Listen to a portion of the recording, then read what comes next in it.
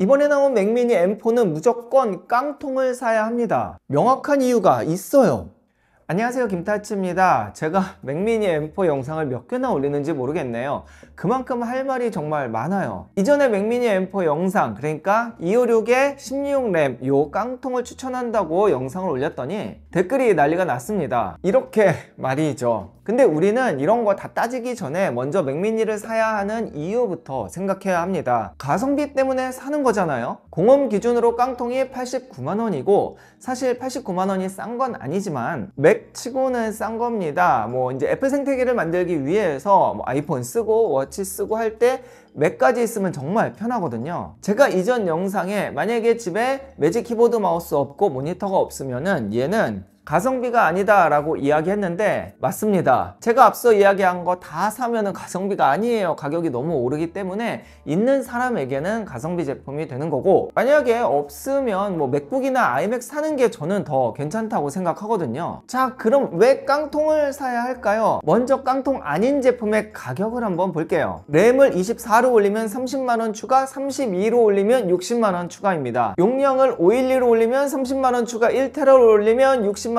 추가, 2테라로 올리면 120만원 추가죠. 이건 가성비가 아닙니다. 그리고 M4 프로로 올려도 기본이 209만원부터 시작을 해요. 물론 램이 24에 512이긴 하지만 그래도 비싸죠. 그렇다면 궁금한 게 있을 겁니다. 과연 깡통으로 작업이 가능할까요? 다 가능합니다. 무조건 다 가능하고 약간의 불편함이 있을 뿐이에요. 기본적으로 하드한 작업을 하는 상업적으로 쓰시는 분들은 서브가 아닌 이상 맥미니 사지는 않습니다. 그렇게 상업 영상이나 사진을 하는 분들은 맥스나 울트라 쪽으로 가야 이게 좀 돌아가죠. 여튼 그런 분들은 돈 아끼겠다고 맥미니 가지 않고 보통 상업적으로 돈 버는 데 쓰는 거라서 뭐 400~500만원은 충분히 투자를 하죠. 자, 그러면 얘를 쓰는 사람이 어느 정도 작업까지 가능하냐? 일반적인 저 정도 작업하는 분들은 충분히 가능합니다. 제가 영상 편집할 때 우선은 영상 소스가 4K 한 30분에서 1시간 정도 총 합치면 그 정도 용량이고요. 그리고 적당한 효과와 자막들을 넣고 있죠.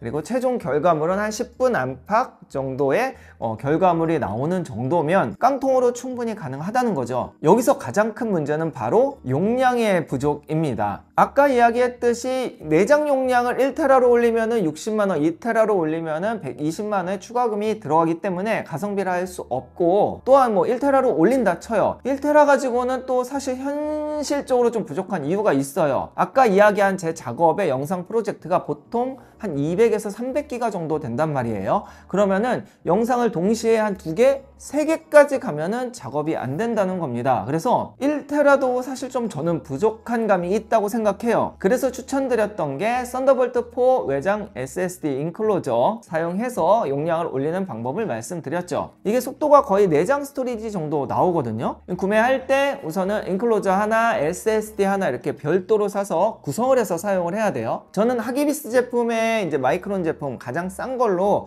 2테라 기준으로 한 20만원 중반 정도로 구매를 해서 사용하고 있는데요. 일반적으로 뭐 하이닉스 P31이라든지 좀 안정적인 거, 인클로저도 조금 비싼 거 쓰면은 한 40만원 정도면은 충분히 구매해서 사용할 수 있습니다. 2테라 기준으로요. 가끔 댓글을 보면은 이렇게 외장을 쓰면은 뭐 발열 때문에 중간에 뭐 파일이 날아간다든지 아니면은 뭐 연결 때문에 뭐 끊긴다든지 한다는데 안 그래요. SSD 회사가 그냥 만들지 않습니다. 발열 다 계산해서 만드는 거고, 발열이 정말 뜨거워지면 보통 끊긴다기보다는 속도가 느려지죠. 그리고 작업은 다 가능해요. 물론 이제 내구성이 있기 때문에, 내구성이 조금 빨리 닳기 때문에 뭐 쿨러를 쓴다든지 이런 것들은 있지만 2~3년 정도는 저는 충분히 사용했고 할 수 있다고 생각을 해요. 물론 훨씬 더 오래 사용하는 게 정상이고요. 또한 중요한 게 있어요. 후면에 이렇게 썬더볼트 단자가 3개가 있죠. 이거 다 쓰라고 만들어 놓은 겁니다. 이거 뭐 할 거예요? 그냥 남겨두고 써야죠. 쓰라고 만들었는데. 결국 깡통을 사도 되는 이유를 정리해보면, 너무 상업적이지 않은 영상이나 사진 작업을 하는 분들, 그러니까 저 정도 영상 만드는 사람들, 혹은 뭐 웹서핑이나 영상 보는 일반 유저들에게는 그냥 이렇게 깡통 사서 뭐 OS 설치하고 웬만한 프로그램 다 설치하고,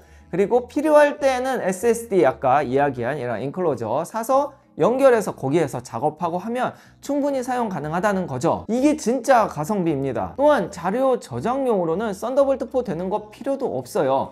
HDD는 조금 그렇고 요즘 시대에 SSD를 이렇게 뭐 10Gbps 되는 거 속도가 나오지는 않는데 한 500 정도 나오더라고요. 이런 거 써도 자료 저장용으로는 충분하고, 저는 이렇게 2.5인치 SSD 이렇게 케이스 하나 넣어서 쓰기도 해요. 뭐 자료 저장용이니까 속도 이 정도면 충분하거든요. 200-300 정도 나왔던 것 같아요. 이런 것들 2테라 해도 20만원 미만이에요. 아주 잘 돌아갑니다. 오늘 영상은 지난 영상들 좀 합쳐서 정리한 영상들이 되는 것 같아요. 특히 지난 영상들에서는 뭐 리뷰라든지 스펙 이런 걸 자세히 이야기하다 보니까 이렇게 사용하면 된다에 자세한 설명을 못한 것 같아요. 그래서 오늘 정리했고요. 맥미니 아직 안 사신 분들, 사실 분들은 앞에 쇼핑 탭 아니면 더보기에다가 할인 링크 넣어놨으니까 거기서 구매하시면 조금이라도 싸게 사실 거예요. 지금 이 영상과 동시에 아이맥 M4 영상도 찍고 있는데요. 와, 이것도 물건입니다. 저는 왜 이렇게 아이맥이 좋죠? 다음 영상 기대해 주시고요. 오늘 영상 여기까지입니다. 감사합니다.